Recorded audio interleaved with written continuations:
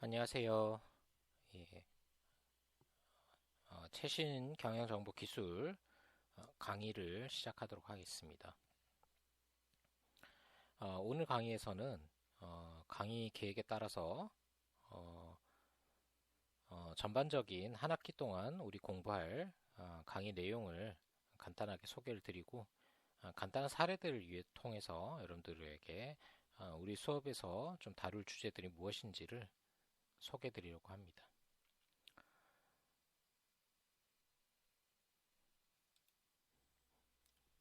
자, 제가 항상 그 강의할 때 많이 보여드리는 어떤 그림 중에 하나가 지금 보시는 이 그림인데요.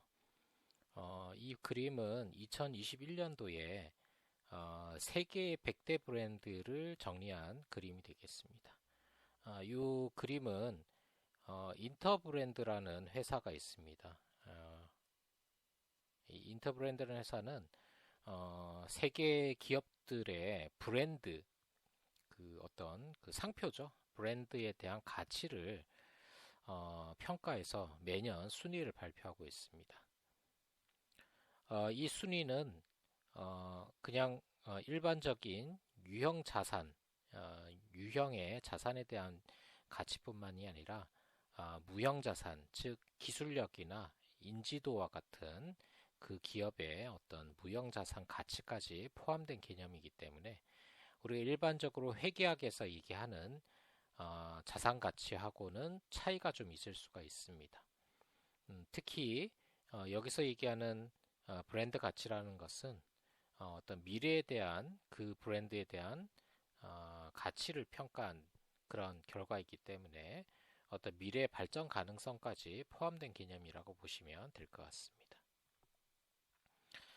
지금 보시는 것처럼 1위부터 100위까지 순위가 나와 있고요.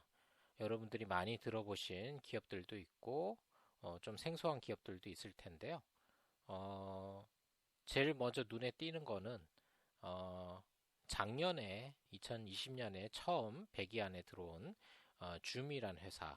우리 인터넷 그 강의, 비대면 회의를 할 수 있는 플랫폼 회사죠. 예, 이 회사가, 우리 지금 보시는 하나의, 어, 그 기업 중에 하나고요. 그다음에 사실은 줌하고 거의 유사하게 그 비대면 플랫폼에서 굉장히 유명한 회사 중에 하나는 그 웹엑스라는 서비스를 하고 있는 시스코라는 회사죠. 사실 시스코라는 회사는 지금 16위에 랭크돼 있는데요. 이 회사는 이런 비대면 플랫폼뿐만이 아니라 전통적으로 기업 IT 정보 시스템을 구축하는 그런 일을 해오던 IT 기업 중에 하나입니다. 최근에 비대면 플랫폼이 발전하면서 웹엑스라는 서비스가 비약적으로 발전했고 그래서 기업의 가치가 점점 높아지고 있다고 볼 수가 있습니다. 아무튼 간에 전반적으로 100위권 안에 있는 기업들 중에 좀 눈에 띄는 기업은 일단 1위부터 10위 사이에 있는 기업들을 먼저 보시면 뭐 여러분들 잘 아시는 애플이라는 회사, 유명한 뭐 대표적인 IT 기업 중에 하나죠. 예, 스마트폰도 만들고 여러 서비스들도 제공하는 기업이라고 할 수가 있고요. 그다음에 2위에 해당되는 게 아마존닷컴이라는 회사인데요. 사실 아마존닷컴이라는 회사는 원래 초기에는 인터넷에서 도서를 판매하는 도서 쇼핑몰이었습니다. 그랬는데 2000년대에 들어와서 사업을 계속 확장하면서 종합 쇼핑몰, 유통업체로 발전하게 됐고 인터넷 기반에 그다음에 최근에는 AWS라고 해서 아마존 웹 서비스라는 서비스를 제공하고 있습니다. 이 아마존 웹 서비스는 우리가 클라우드 컴퓨팅이라고 얘기하죠. 우리 일반적으로 얘기하는 클라우드 컴퓨팅이라는 기술을 이용해서 어, 웹에서 그런 기업들이 다른 기업들이 어떤 IT 서비스를 제공할 수 있도록 도와주는 그런 서비스를 하고 있습니다. 이 아마존닷컴이라는 회사가 원래는 쇼핑몰, 인터넷 쇼핑몰 기업이었지만 이렇게 새로운 그 IT 서비스를 만들어서 사실 최근에는 이 AWS라고 하는 서비스에서 굉장히 많은 수익이 발생하고 있는데요.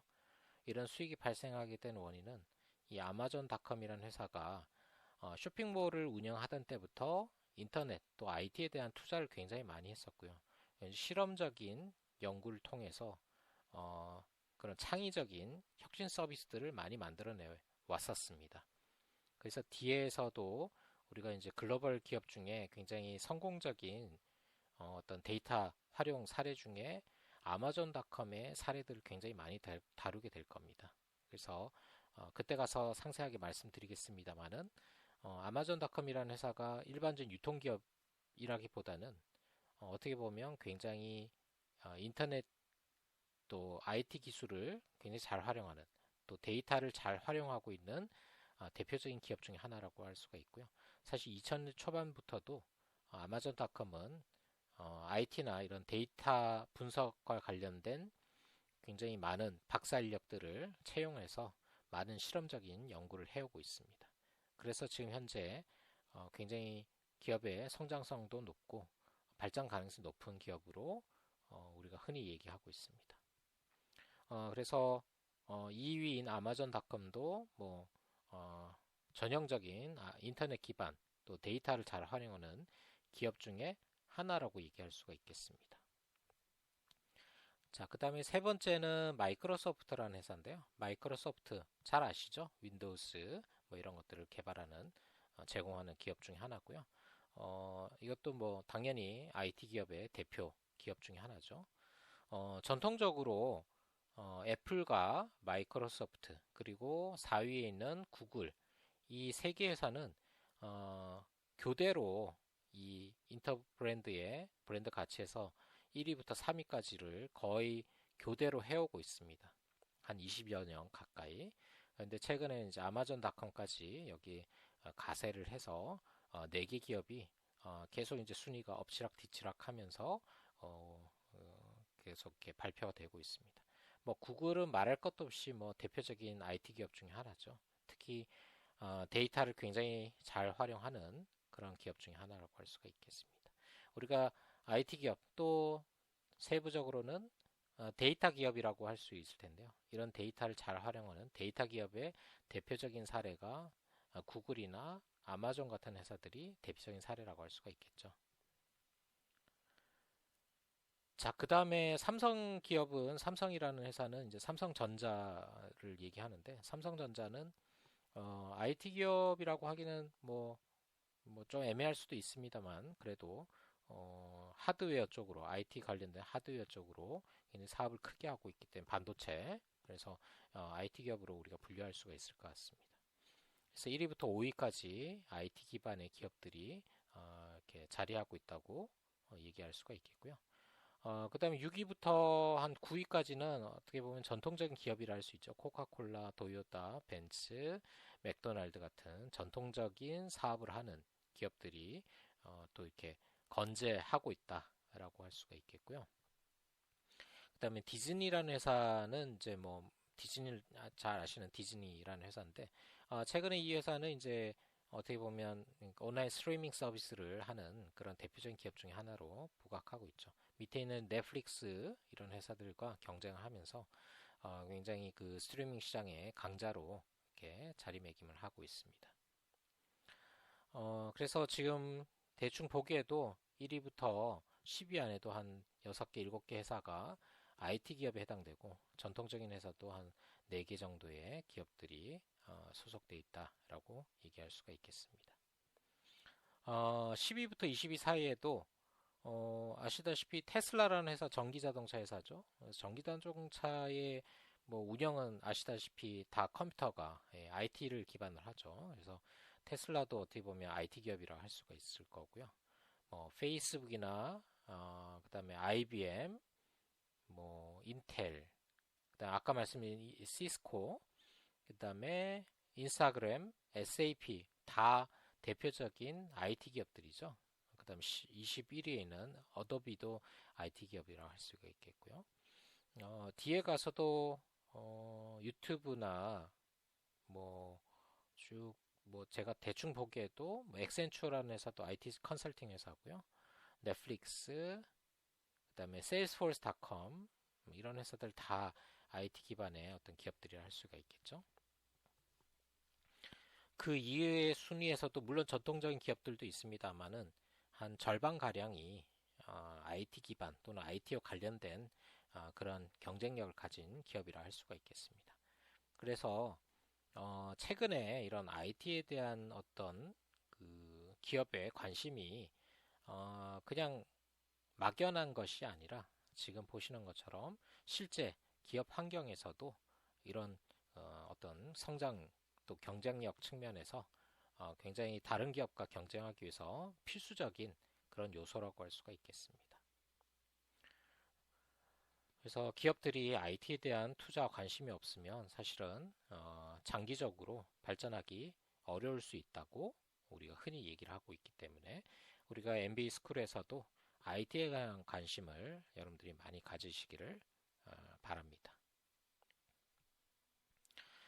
최근에 이렇게 IT 관련된 기업들이 굉장히 이렇게 급속하게 발전하게 된 뭐 이유는 여러 가지 얘기할 수가 있겠지만 4차 산업혁명의 어떤 역할이 컸다고 얘기할 수가 있겠습니다. 많이 들어보셨겠지만 4차 산업혁명 21세기 초반에 앞에 보시는 지능과 정보를 활용하는 지능에서는 이제 AI, 인공지능 기술을 이용하고 정보에서는 빅데이터나 IoT나 클라우드 같은 이런 데이터를 기반으로 하는 이런 것들을 융합적으로 사용하는 그런 기술들이 어떻게 보면 새로운 산업혁명을 이끌고 있다라고 얘기할 수가 있죠. 우리가 역사적으로 18세기에 증기기관을 발명하면서 발생한 1차 산업혁명, 또 19세기, 20세기 후반에 전기를 기반으로 하는 2차 산업혁명, 기존의 어떤 산업 체계를 바꿔놨죠. 산업의 어떤 트렌드를 바꾸는 주요한 혁명 중에 하나라고 할 수가 있겠고요.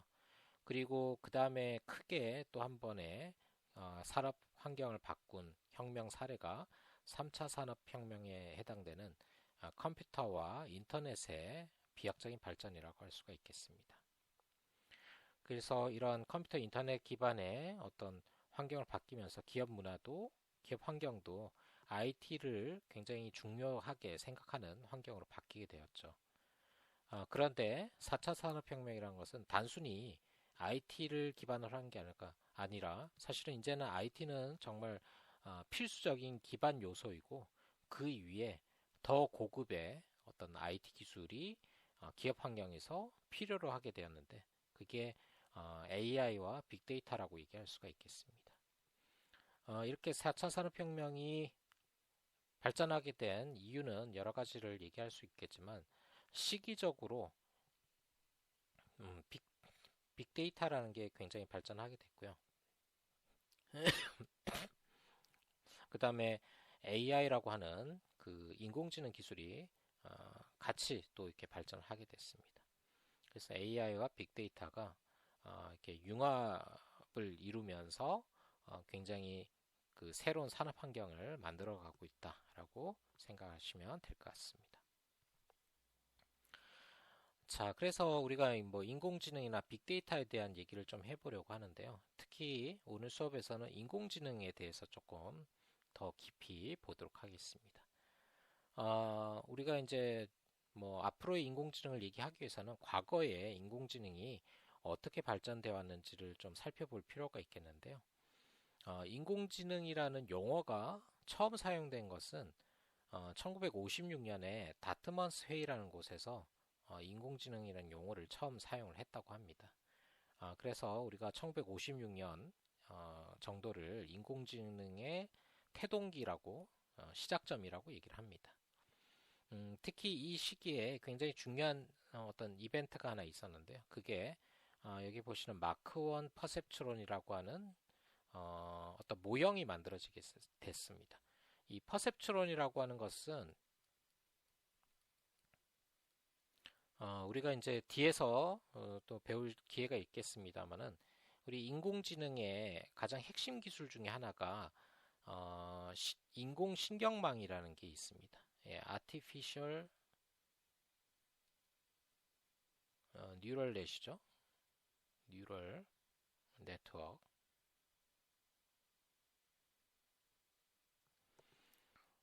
그래서 이 인공신경망이라고 하는 Artificial Neural Networks라는 게 굉장히 중요한 AI 기술 중에 하나인데, 이 기술의 초기 모형이 퍼셉트론이라는 모형이 되겠습니다.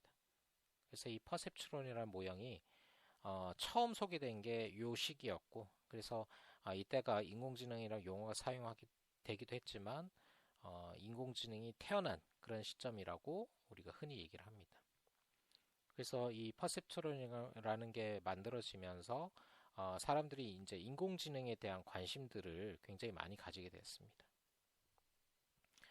자, 그런데 뭐 인공지능이 뭐 그때 이렇게 관심을 받으면서 막 이렇게 발전을 하는 것처럼 보였지만 약간의 또 침체기도 있었는데요.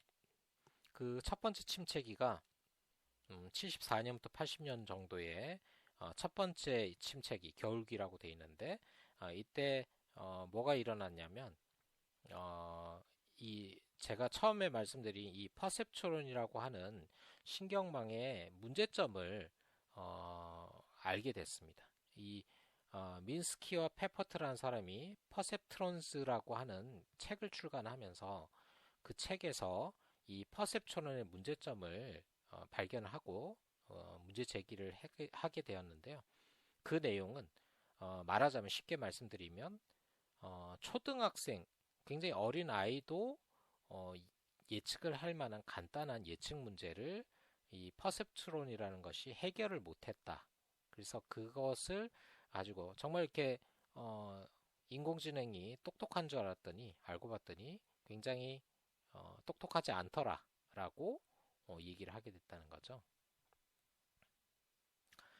그래서 사람들이 인공지능이 뭔가 사람의 어떤 문화를 바꿔줄 줄 알았는데 이렇게 별로 똑똑하지 않다면 뭐 이게 가능한 것인가? 라는 이제 의문을 가지게 됐고 그 이후로 이런 신경망이나 인공지능에 대한 연구가 줄어들면서 암흑기가 도래하게 됩니다. 그래서 암흑기에 접어들게 되고요.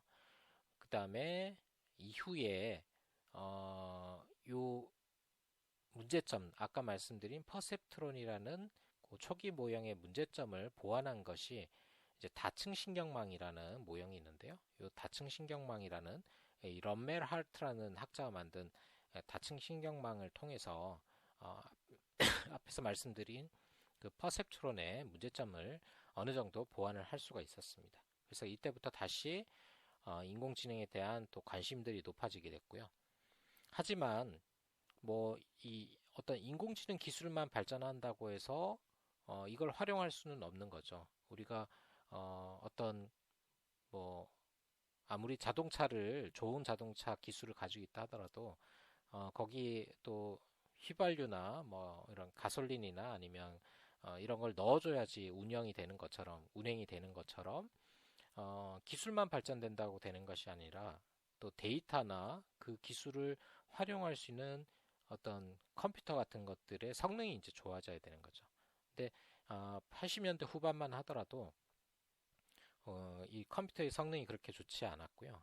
그래서 여러 가지 한계점들이 있게 되었습니다. 그래서 이런 것들을 좀그 통해서 두 번째 겨울기, 암흑기가 오게 됩니다. 그래서 이런 컴퓨터의 성능이 별로 뛰어나지 않아서 인공지능 기술을 활용하기 어려운 거, 그다음에 우리가 활용할 데이터가 충분히 많이 만들어져 있지 않았기 때문에 인공지능 기술이 있어도 활용할 수 있는 기회가 없었다는 거죠. 4차 산업혁명을 영상을 한번 이렇게 어떤 인공지능 기술과 한번 빅데이터가 경험해 보시면 좋을 것 같습니다. 만들어졌다라고 여러분들 자, 우리가 인공지능이란 걸 얘기할 때 강의를 잘 그래서 그걸 좀 구별하기 위해서 분류 체계를 한번 보시면 첫 번째 있는 연결주의 AI라고 하는 것이 있는데요. 그 새로운 정보 기술 관련된 앞에서 여러 영상 자료들 많이 보시면서 인공신경망, 뉴럴넷, 수고하셨습니다. 라고 하는 것을 기반으로 하는 그런 AI 기술들, 그런 것들을 중심으로 하는 AI 기술들을 연결주의 AI라고 얘기를 합니다.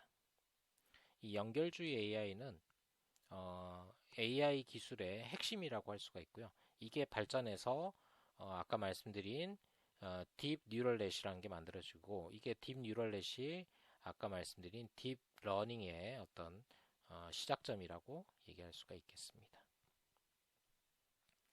한편 이런 연결주의 AI 말고 또 다른 분류가 있는데요. 이것은 기호주의 AI라는 개념이 있습니다.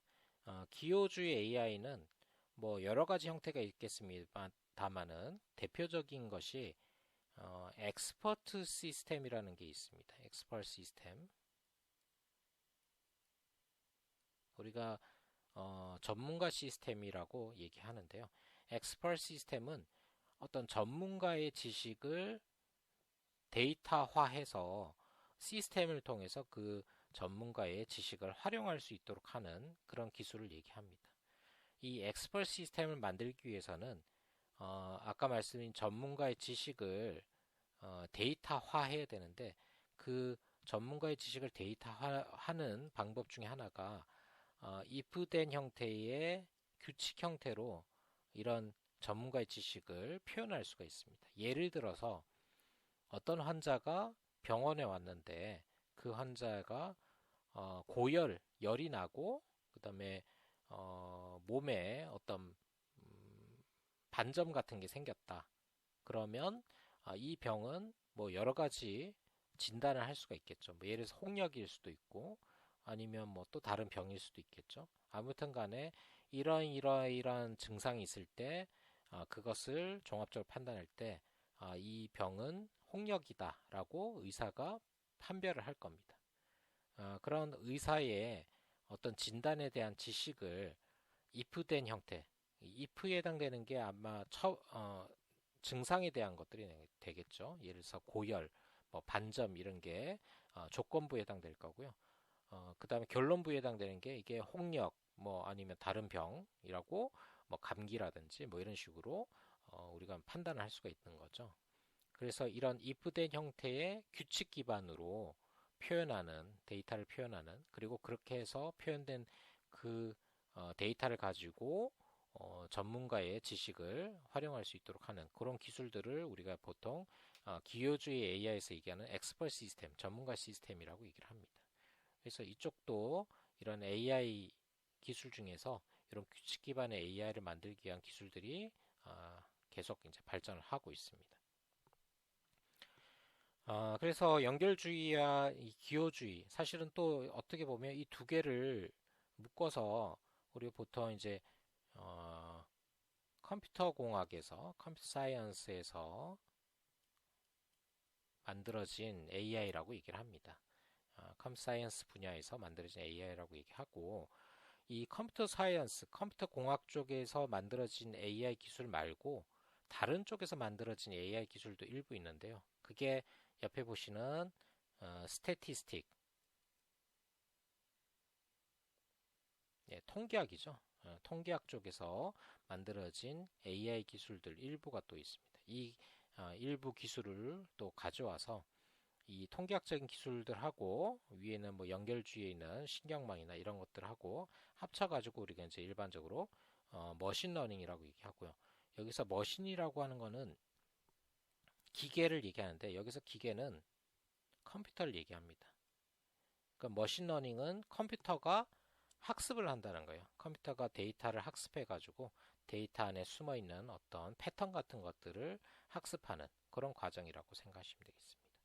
그래서 말씀드린 컴퓨터 공학에서 온 이런 AI 기술하고 통계학에서 온 통계적 AI 기술이 합쳐져 가지고 머신러닝이라는 게 만들어졌고 그것을 기반으로 이런 그 기업에서 사용할 수 있는 기계학습 기술들이 발전하게 되었다라고 얘기할 수가 있겠습니다. 물론 그 뭐 AI라고 해서 다 기계학습도 아니고 또 기계학습이라고 해서 다 뭐 AI는 아니기 때문에 조금 구별해서 보실 필요가 있는데 그럼에도 불구하고 두 개의 개념은 굉장히 유사하고 관련되어 있는 개념이라고 얘기할 수가 있겠습니다. 아무튼 간에 인공지능 기술에 뭐 여러 가지 사례들이 있는데요. 이게 이제 인공지능 기술에 대한 어떤 사람들의 대중의 어떤 관심을 끈 주요한 이벤트라고 할 수가 있죠.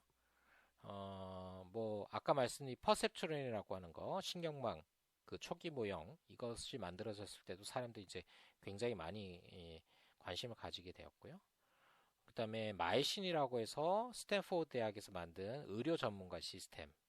그래서 아까 말씀드린 의사의 어떤 그 진단을 하는 그런 내용을 컴퓨터에 AI를 통해서 구현한 그런 시스템이 이제 마이신이라는 시스템이 되겠습니다. 그 다음에 IBM에서 만든 딥블루나 왓슨 같은 이런 AI 기술들도 체스와 퀴즈 쇼의 챔피언으로 등극하면서 사회적인 굉장히 관심을 가지게 되었죠. 특히 이제 IBM의 왓슨은 IBM의 인공지능 기술을 총괄적으로 우리가 이제 IBM 왓슨이라고 얘기하고 있습니다. 그리고 가장 최근에 굉장히 또 세계적으로 굉장히 관심을 갖게 된 그런 어떤 AI 혁신 사례 중에 하나가 알파고죠. 구글에서 만든 인공지능 바둑 프로그램, 그 딥러닝을 기반으로 해서 결국 이제 세계 바둑 챔피언이 된 그런 이제 사례가 있습니다. 이런 어떤 사례들을 통해서 사회적으로 굉장히 사람들이 인공지능 기술에 대한 관심을 가지게 되었고요. 그게 또 발전해서 4차 산업혁명을 이끄는 원동력이 되었다라고 얘기할 수가 있겠습니다.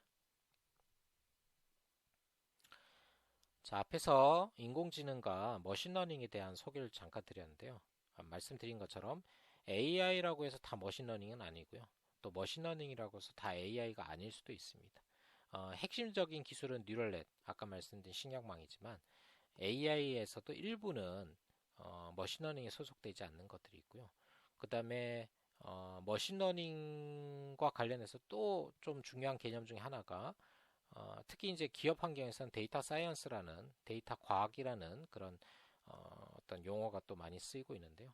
이 데이터 과학은 이 머신러닝에 소속되는 것뿐만 아니라 그 외에 통계학에서 얘기하고 있는 여러 가지 다른 데이터 분석 기술들 이런 것들 특히 데이터 사이언스는 이런 AI나 머신러닝 기술 중에서도 데이터 분석에 기업의 어떤 데이터 분석에 사용될 수 있는 그런 기술들을 총괄적으로 데이터 사이언스라고 얘기를 하고 있습니다. 그래서 머신러닝 중에서 통계학에서 일부 데이터 분석이 사용된 그런 방법들을 더 추가해서 데이터 사이언스, 데이터 과학이라는 것이 만들어졌고요.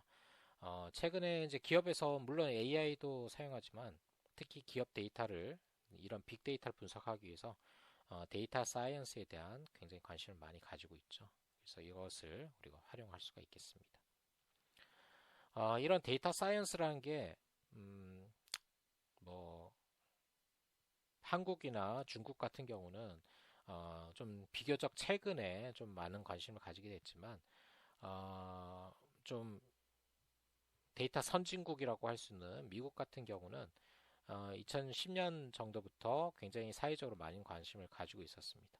이게 아까 말씀드린 딥러닝의 어떤 그 발전을 기반으로 해서 데이터 분석에 대한 관심이 굉장히 높아지게 됐고요. 그래서 지금 보시는 하버드 비즈니스 리뷰라고 하는 그 하버드 대학에서 나온 매거진의 2012년도의 아티클 내용인데요. 여기 보시는 것처럼 데이터 분석가, 데이터 과학자는 21세기 가장 유망한 직업이 될 것이다 라고 예측을 했는데 실제 이게 어느 정도는 맞았다 라고 우리가 흔히 얘기를 하고 있습니다. 자, 이런 데이터 과학자가 되기 위해서 필요한 어떤 역량을 얘기한다면 다음 페이지에 있는 것처럼 이런 것들을 얘기할 수가 있겠습니다. 유능한 데이터 과학자가 되기 위해서는 일단 수학이나 통계학에 대한 지식이 필요할 거고요. 그 다음에 프로그래밍과 데이터 관리, 데이터베이스에 대한 또 지식이 필요하고요. 그 다음에 도메인 날리지와 소프트 스킬에 대한 지식이 필요합니다. 여기서 도메인 날리지와 소프트 스킬이라는 것은 우리가 이제 데이터 분석을 할 때 데이터 분석을 하는 기술도 중요하지만 그 데이터의 어떤 내용을 이해하는 것도 중요하죠. 예를 들어서 금융 데이터를 분석한다 그러면 금융에 대한 지식이 필요하고요. 마케팅 데이터를 분석한다면 마케팅, 즉 이 경영학적인 또는 경제학적인 그런 지식이 분석에 도움이 된다는 겁니다. 그래서 그런 게 우리가 흔히 얘기하는 도메인 날리지라고 얘기하는 그 분야의 어떤 지식이 되는 거죠. 그리고 마지막으로 데이터 과학자가 자기가 분석한 결과에 대한 내용을 잘 설명하고 또 잘 보여주기 위한 시각화, 또 커뮤니케이션 기술이 또 중요하다고 할 수가 있겠습니다. 자, 이렇게 말씀드리면 다들 나는 수학 못하는데 또는 나는 프로그래밍 전혀 안 해봤는데 또는 난 경영학을 전혀 모르는데 뭐 그렇게 말씀하실 수도 있습니다. 당연합니다. 지금까지 어느 나라든 간에 이런 그 데이터 과학자를 양성하기 위해서 융합적으로 이렇게 교육을 제공한 경우가 많이 없었습니다. 그래서 수학은 수학자들, 수학과 출신들이, 또 통계학은 통계학 출신들이, 또 프로그래밍 데이터베이스는 컴퓨터 공학을 한 사람들이, 또 경영학은 경영학을, 뭐 이런 식으로 각자 전문성을 가지고 있었죠. 근데 이제 이런 데이터 과학자가 되기 위해서는 굉장히 융합적으로 이런 지식들을 골고루 알 필요가 있고, 그런 의미에서 좀 융합적인 교육 과정이 필요하게 된 거죠. 그래서 최근에 우리가 얘기하는 경영 전문 대학원 MBA 스쿨에서 대부분 이런 융합적인 교육을 할 수 있도록 지금 말씀드린 뭐 통계학적인 또 컴퓨터 공학적인 또 경영학적인 그런 어떤 소양을 높일 수 있는 그런 교육 과정들을 제공하고 있습니다. 그래서 여러분들이 나는 일부밖에 못하는데 그럼 데이터 과학자가 될 수 없는가? 라고 생각하실 수도 있지만 전혀 그렇게 생각하실 필요가 없고 우리 과정을 통해서 여러분들이 또 어, 굉장히 역량을 키우시면 충분히 좋은 데이터 과학자가 될 수 있을 거라고 생각을 합니다. 자, 그래서 앞에서 미국의 뭐 어떤 예측, 2012년도 예측에서 데이터 과학자가 유망한 직업이 될 거라고 그랬는데 정말 유망한 직업이 됐는가? 결국은 그 직업을 선택한 사람들의 어떤 평균 연봉 수준이라든지 이런 것들을 보면 어느 정도 이해를 할 수가 있겠죠. 그래서 미국의 어떤 데이터 과학자들의 샐러리를 이렇게 좀 살펴봤더니 신입 경우에 8만 5천 달러 정도, 주니어가 9만 4천, 미드 레벨이 10만 8천, 그리고 시니어 아주 숙련된 데이터 과학자는 13만 5천 달러 이상의 연봉을 받는 것으로 이렇게 나와 있습니다. 미국에서도 10만 달러 이상이면 굉장히 많은 연봉을 받는 것이기 때문에 지금 보시는 데이터 과학자들은 미국 내에서도 굉장히 많은 연봉을 받는 그런 직업이라고 할 수가 있겠죠. 그래서 아까 말씀드린 데이터 과학자가 정말 유망한 직업인가에 대해서 보여주는 어떤 증거 자료라고 얘기할 수도 있겠습니다.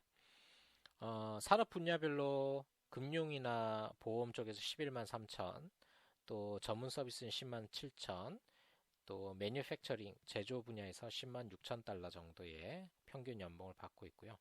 여러분들이 아시는 유명한 뭐 핀터레스트나 구글, 페이스북, 또 우버나 뭐 이런 회사들의 그 소속되어 있는 데이터 과학자들의 평균 연봉은 거의 20만 달러에 가까운 연봉을 받고 있습니다.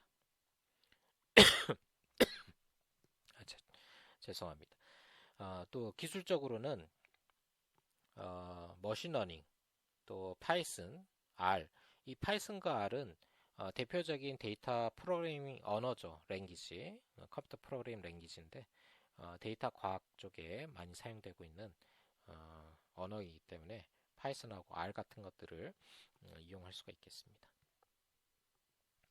그 다음에 데이터 분석, 그 다음에 통계적인 분석 경우에도 평균적으로 10만 불 가까운 연봉을 받는 것으로 이렇게 나와 있습니다. 자, 미국의 지역별로도 좀 차이가 있는지 또 회사별로 차이가 있는지 좀 본 자료인데요. 캘리포니아와 뉴욕에서 지금 보시는 주요 회사들 몇 개 회사들의 자료들 액센추어, 뭐 에어비앤비, AIG, 아메리칸 익스프레스, 뭐 블룸버그 이런 회사들 굉장히 알려져 있는 유명한 기업들이죠. 에버리지 샐러리는 10만 불 이상 거의 받는 것으로 이렇게 나와 있고요. 필요한 스킬들은 아까 말씀드린 파이썬이나 R이나 또는 이제 기타 뭐 빅데이터 관리할 수 있는 맵 리듀스라든지 하둡이라든지 그다음에 데이터 사이언스, 머신러닝 이런 것에 대한 지식을 가진 사람들을 많이 필요로 하고 있습니다. 실제 미국 잡마켓에서도 어떤 그 직업의 성장 가능성, 이 프로젝티드 그로스는 성장률을 얘기하는 거고요.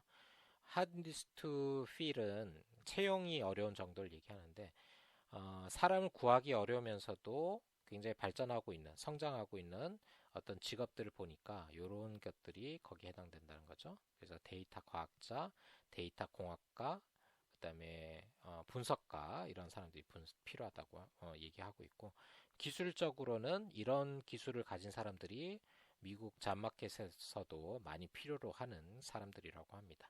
머신러닝, 데이터 사이언스, 빅데이터, 데이터 비주얼라이제이션, R, 아파치 하둡, 하둡이라는 건 이제 빅데이터 관리 기술을 얘기하는 겁니다.